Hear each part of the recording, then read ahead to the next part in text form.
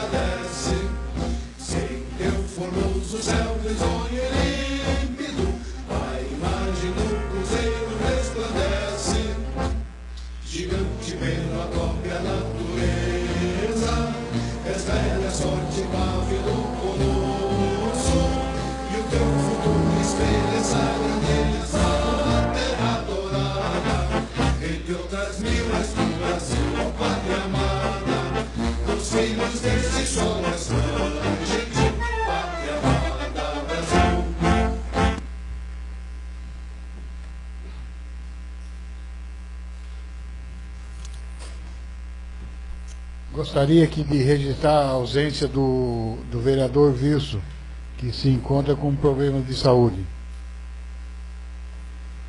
Dando início ao expediente, submeto a ata da 31ª sessão ordinária de 13 de 10 de 2020 à deliberação do plenário. Dispensada a leitura, coloco em discussão a ata. Em votação, as senhoras e os senhores vereadores que aprovam permaneçam como se encontram. Os que foram contra se manifestem. Declaro aprovado. Correspondências recebidas do Executivo. Solicita a leitura do ofício do Gabinete do Prefeito, número 100/2020. Assunto: resposta do requerimento número 8 de 2020. Excelentíssimo senhor presidente, cumprimentando-o muito cordialmente, vimos através do presente encaminhar documentos e esclarecimentos com relação ao requerimento número 8 de 2020, que pede informações sobre a pavimentação da rua Praia Redonda. Primeiramente, cumpre esclarecer que os recursos para execução da obra ainda não encontram-se em conta bancária do contrato de repasse, conforme extrato bancário no anexo 1. Quanto aos procedimentos de um contrato de repasse, que é o caso em questão, quando da indicação do parlamentar, o município faz o cadastramento da proposta para ser analisada e aprovada. Como sua indicação ocorreu em março de 2019 e apenas em dezembro de 2019 foi empenhado e assinado o convênio, conforme consta no histórico da proposta, anexo 2. Após esta fase, o sistema está habilitado para o envio dos documentos de engenharia para análise do Departamento de Engenharia da Caixa Econômica Federal, que consta a tramitação, conforme anexo 3. Antes exposto, o município aguarda a aprovação do projeto de engenharia por parte da Caixa Econômica Federal e, consequentemente, autorização para a realização do certame licitatório, e aguardo de depósito dos recursos, habilitando dessa forma a autorização para a ordem de serviço para a execução de mais uma tão sonhada obra. Cabe ressaltar que não poderá haver ordem de serviço durante o período eleitoral, conforme legislação vigente. Sem mais para o momento, renovamos protestos de elevada estima e real apreço. Atenciosamente, Robson Giambach, prefeito municipal. Muito bem, então está registrado o requerimento é do vereador Nilton Knab. Obrigado. Lido, informo que todos esses documentos estão disponíveis no portal da Câmara em publicações, serviço ao usuário e publicações de interesse público. Do Ministério Público de Contas, solicita a leitura do ofício circular conjunto número 219/2020. O Ministério Público de Contas, no uso de suas atribuições de guarda da ordem jurídica e fiscal de sua execução, por sua Procuradora-Geral e a Controladoria Geral da União em Santa Catarina, por seu superintendente, signatários, vem por meio deste prestar informações em face da Lei 13.982 de 2020, que dispõe sobre a concessão de auxílio emergencial.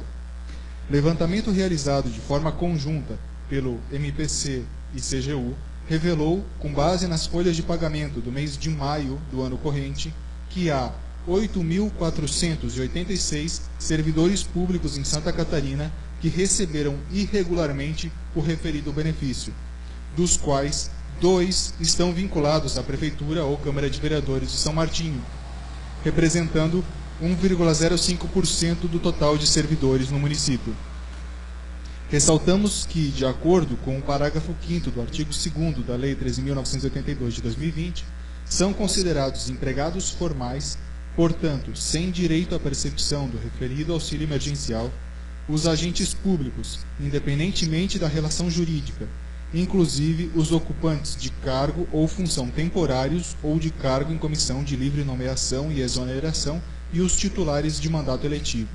Assim, se confirmadas as informações acima descritas, os atos de solicitação e de recebimento do auxílio emergencial Covid-19, por meio da declaração de informações falsas em sistemas oficiais de solicitação do supracitado benefício, podem configurar os crimes de estelionato e de falsidade ideológica, disciplinados, respectivamente, nos artigos 171 e 299 do Decreto-Lei nº 2.848, de 7/12/1940, Código Penal, além de caracterizar possíveis infrações disciplinares previstas na lei estadual e municipal. Em ocorrência similar envolvendo o pagamento irregular de auxílio emergencial a servidores militares, a jurisprudência do Tribunal de Contas da União já afirmou o entendimento no sentido de que valores recebidos indevidamente devem ser imediatamente retornados aos cofres públicos. Dessa forma, cumpre-nos recomendar ao gestor que oriente os servidores acerca das irregularidades eventualmente cometidas no recebimento do auxílio emergencial, para que procedam à interrupção do recebimento, se ainda vigente, bem como a devolução dos valores recebidos indevidamente. Por fim, solicita-se que no prazo de 20 dias corridos seja encaminhada informação acerca das providências adotadas para a correção da situação, ora apresentada. A remessa das informações deve ser feita na forma digital, preferencialmente para o endereço de e-mail.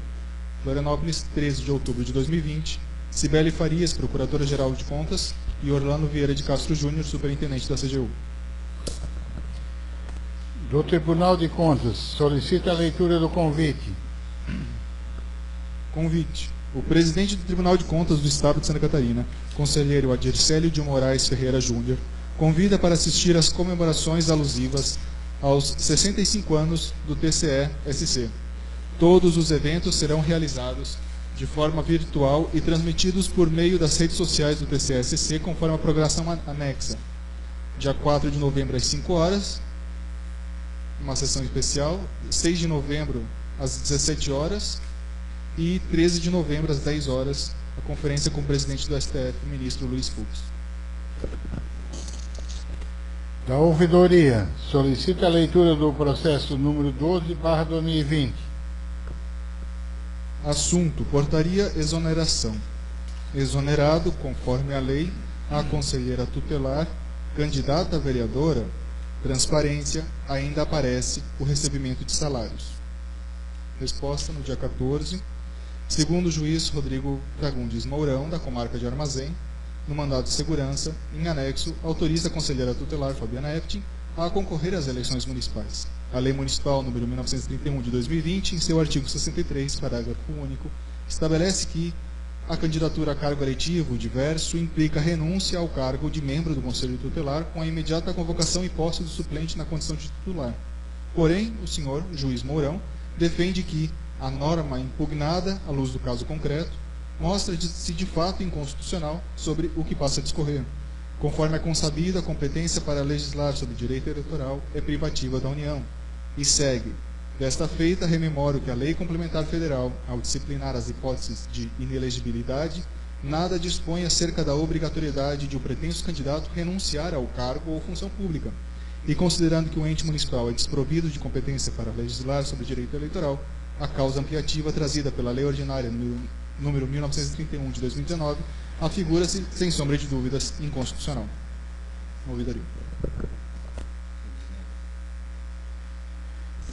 Dando fim ao... O presidente, só uma parte, só permita aí. É sobre a questão do Ministério Público aí, só... Fica à vontade, vereador. Só permita. Na verdade, a mesa já tomou alguma providência ou está vendo a situação ali que eles pediram para tomar providência em 20 dias, né? Na verdade, não entendia as pessoas que são funcionários ali.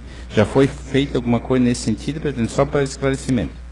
Não, que hoje foi lido aqui no plenário, a partir de hoje nós vamos tomar as devidas providências, vereador. Beleza, obrigado. Dando fim à fase do expediente, passaremos a ordem do dia com pauta exclusiva. Havendo quórum, submeta a deliberação do plenário para discussão e votação em segundo turno. 1. Projeto de lei número 18/2020, 11/2020 na origem do prefeito municipal, que substitui os anexos da lei número 1886, de 6 de novembro de 2017, que dispõe sobre o plano plurianual do município de São Martinho para o quadriênio 2018-2021 e da outras providências. Em discussão o projeto. Em votação. As senhoras e os senhores vereadores que aprovam permaneçam como se encontram. Os que foram contra se manifestem. Declaro aprovado. 2.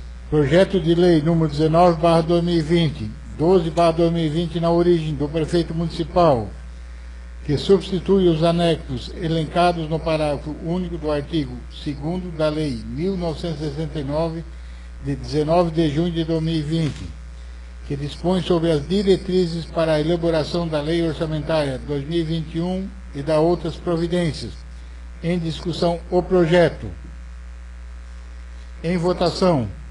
As senhoras e os senhores vereadores que aprovam permaneçam como se encontram. Os que foram contra se manifestem. Declaro aprovado. 3. Projeto de lei número 20/2020, 13/2020 na origem do prefeito municipal, que estima a receita e fixa a despesa do município de São Martinho para o exercício de 2021 e da outras providências. Em discussão o projeto.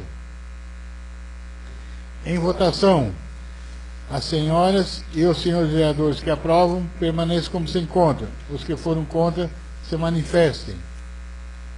Declaro aprovado. Aprovados em segunda discussão, esses projetos serão enviados para a sanção do prefeito, conforme o artigo 387 do Regimento Interno. Dando fim à fase da ordem do dia, e nada mais havendo a tratar, agradeço a presença das senhoras e dos senhores vereadores e eu convoco a próxima sessão ordinária para o dia 26 de outubro de 2020, às 19 horas. E declaro encerrada a presente sessão.